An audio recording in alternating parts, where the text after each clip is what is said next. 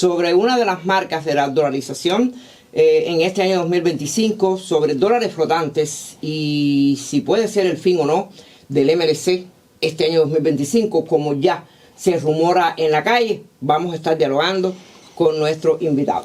¿Tiene un plato bien servido, Frank? Sí, cómo no. Es un libro, ¿no? Es un libro para los minutos que tenemos. Primera página, para que usted entre. A pesar de que ya Cuba había comenzado cierta tendencia, buena práctica de la dolarización de la economía, o sea, varios servicios hoy mismo se cotizan en dólares, y estoy pensando, por ejemplo, en la venta de insumos agrícolas, estoy pensando en la venta de los hoteles, estoy pensando en pasajes que se venden, sobre todo por Vía Azul, en dólares, en un comercio que en las redes se establece en dólares.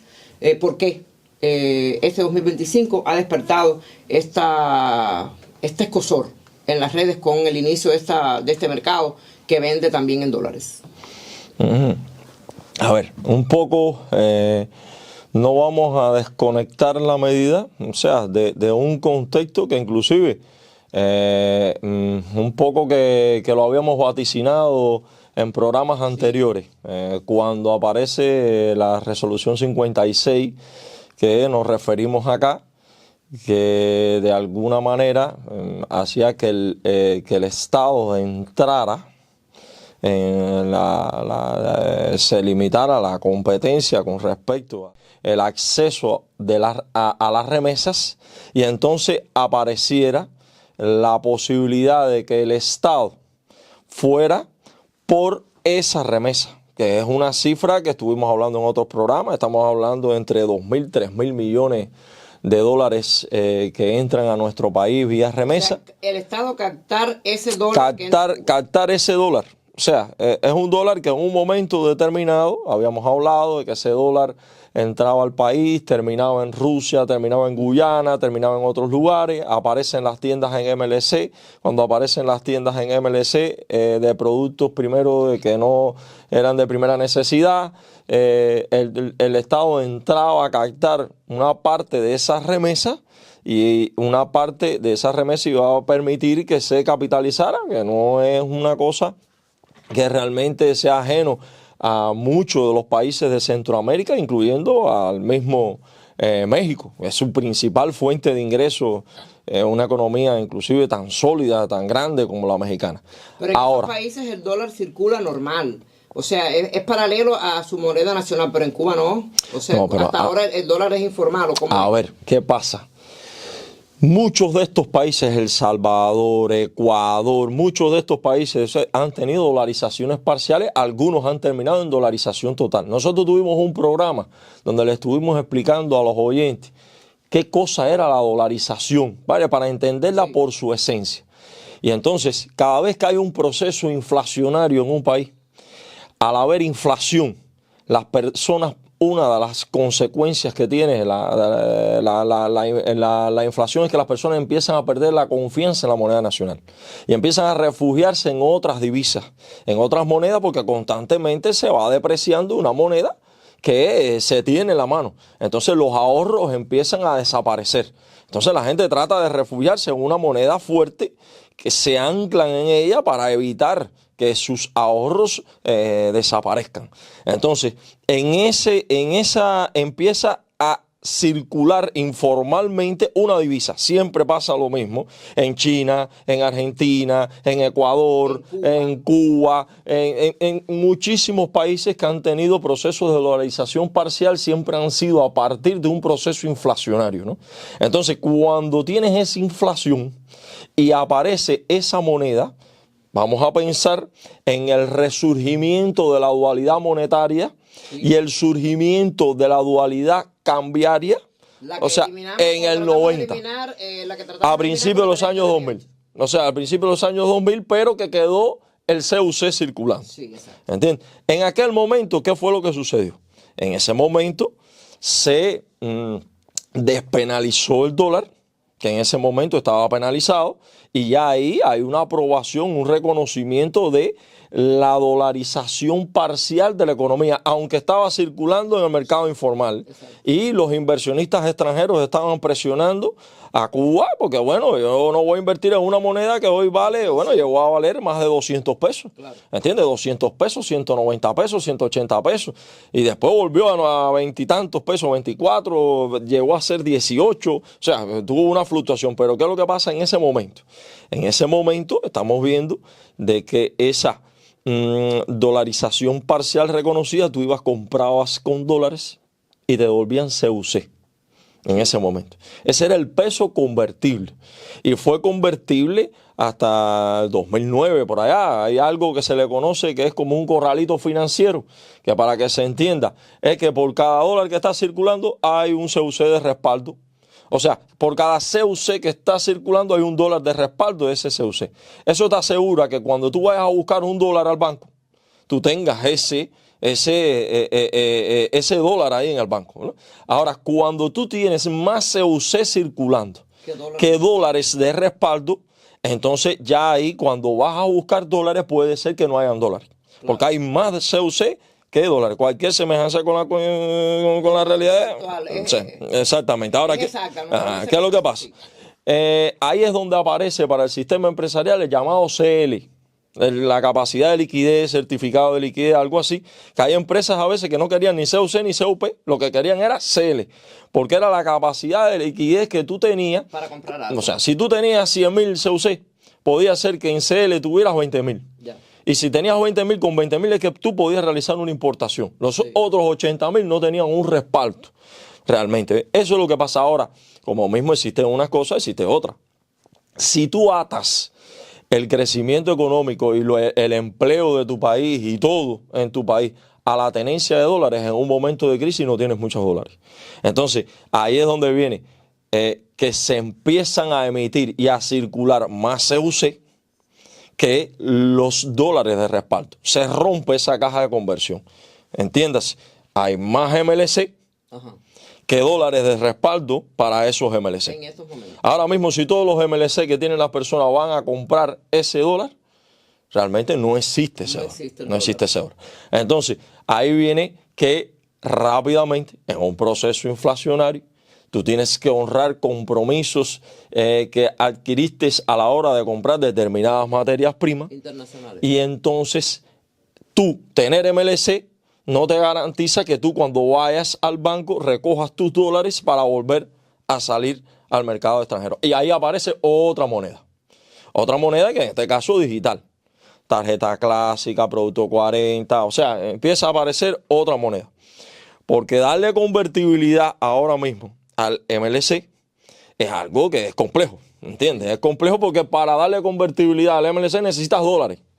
Ahora mismo lo que se está apostando no existen. Y dólares no hay, ¿entiendes? Muchas de las carencias que tenemos ahora mismo. Es porque no hay dólar. No hay dólar.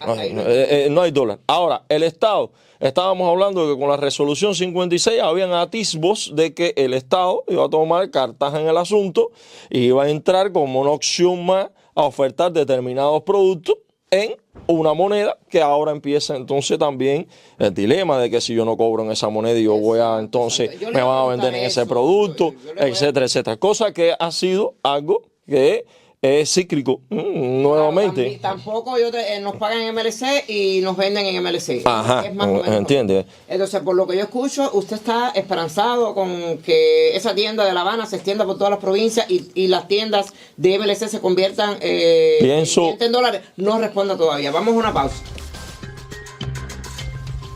Bueno, la economía tiene nombre. Hoy hemos empezado con un nombre caliente. El dólar en las relaciones comerciales de Cuba y ya. Una ampliación del proceso que ha explicado muy bien acá el profesor atentamente. Yo lo he escuchado y por lo menos yo lo entendí. El dólar que va entrando paulatinamente en diferentes áreas y ahora entró al comercio minorista. Porque esa tienda que ha provocado tantos escozor en las redes es una tienda que vende productos de todo tipo, por lo que he visto. Es comercio minorista y accede, por supuesto, el que tiene el dólar físico en la mano. en un país que no paga en dólar. Eso es perfectamente comprensible por las personas, ¿no? Sí, Y entonces, ¿usted cree que esa puede ser la tendencia de que esa tienda banera se multiplique en todas las provincias y desaparezcan las tiendas de MLC? Para hablarle ya a los... A ver, no sé, no tengo conocimiento sobre la estrategia a adoptar, ¿me entiendes? Con el tema del MLC, que es algo que se ha estado hablando mucho. Puede ser que una de las estrategias sea precisamente tratar de darle convertibilidad al MLC. No sé, ¿me entiendes? Eso es una cosa que eso es muy difícil vaticinar. ¿Ves? Lo que ahora mismo sí está claro, que los productos que tienen son productos, o sea, las tarjetas con las cuales se puede comprar son tarjetas que apuntan directamente al dólar. ¿Entiendes? Para, de alguna manera, en eso consiste la dolarización parcial. Es crear ese circuito para, de alguna manera, pinchar por parte del Estado el bolsón de la remesa. Ahora, ¿qué es el dólar flotante? A ver, eso también ha sucedido en el país, es que la tasa de cotización del dólar no sea una tasa fija. ¿Entiendes? Fija, que es que no sea 24. En un momento determinado, recordemos que ni 24 ni 120 fija durante el tiempo. Sí. Recordemos que en un momento determinado, el dólar en el mercado informal pasó los 180 pesos, que era lo que estábamos hablando. Y el tipo de cotización del dólar durante un tiempo se estableció flotante, inclusive a veces era diferente, diferentes lugares del país, etc. Ahora, ese tipo de cotización flotante llegó un momento a ser 18, sí. Era más de 180 y llegó a ser 18, que después empezó a subir. Recuerden entonces una mesa redonda, estuvo el comandante, bueno, y después se detuvo en 24 y en 24 estuvo hasta el último momento. O sea, ya el dólar no tendría una tasa de cotización fija porque ¿qué es lo que va a pasar? Hay una demanda solvente de dólares por parte, por ejemplo, de los actores económicos no estatales, los actores económicos no estatales, los privados. Las MIPYME, exactamente, MIPYME, cuenta propia para realizar sus importaciones. No pueden acceder a un dólar cuando van al banco y entonces acceden a la remesa.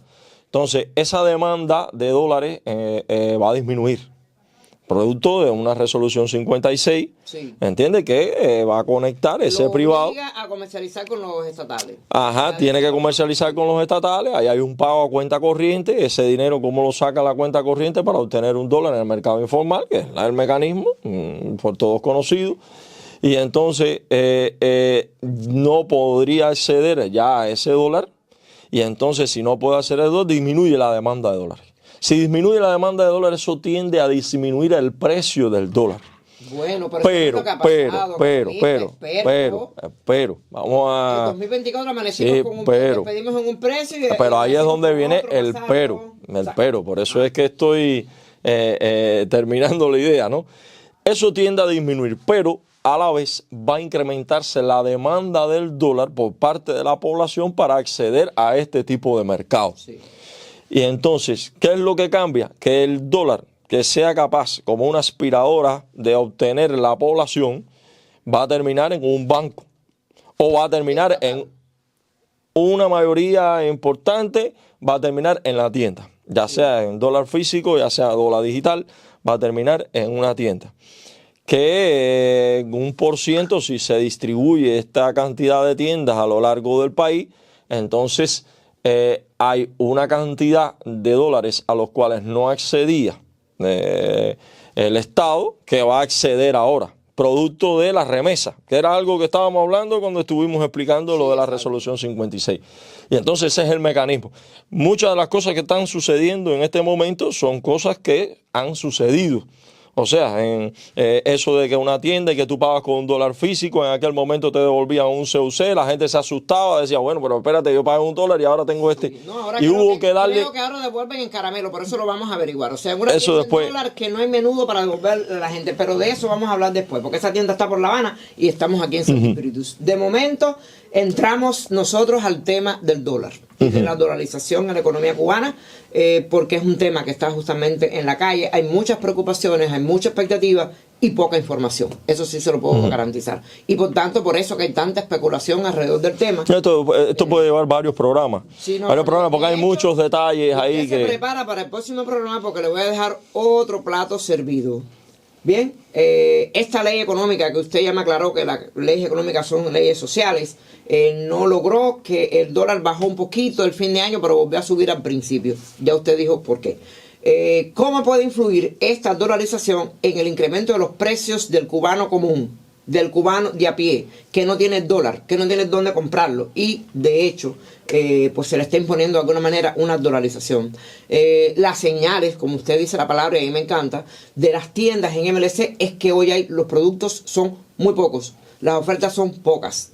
¿Será que irán desapareciendo poco a poco? Tendrá que informarse, como se informó el cambio del CUC, también el cambio del MLC, si es que definitivamente, como parece, va a desaparecer. Ese es el plato que le dejo servido para la próxima semana. Tienes una semana completa para prepararte. Y entonces, pues, vamos a dejarlo aquí. En este instante, la economía tiene nombre. Lunes 6 de enero. Mire cómo comenzamos. Y así vamos a seguir en el año 2025. La economía tiene nombre porque nosotros tratamos de hurgarla por dentro. Con el experto en economía, no le gusta que lo digan, pero sí es experto y aquí se va a tener que especializar mucho más en traducirle a la gente toda esta amalgama de procesos económicos que al final gravitan en la vida y sobre todo en la mesa de la gente. Muchas gracias a Frank Quesada Espinosa por aceptar el reto y a usted para que se mantenga con nosotros durante todo este año 2025 en que trataremos de irle poniendo cada lunes un nombre a la economía. La economía tiene nombre.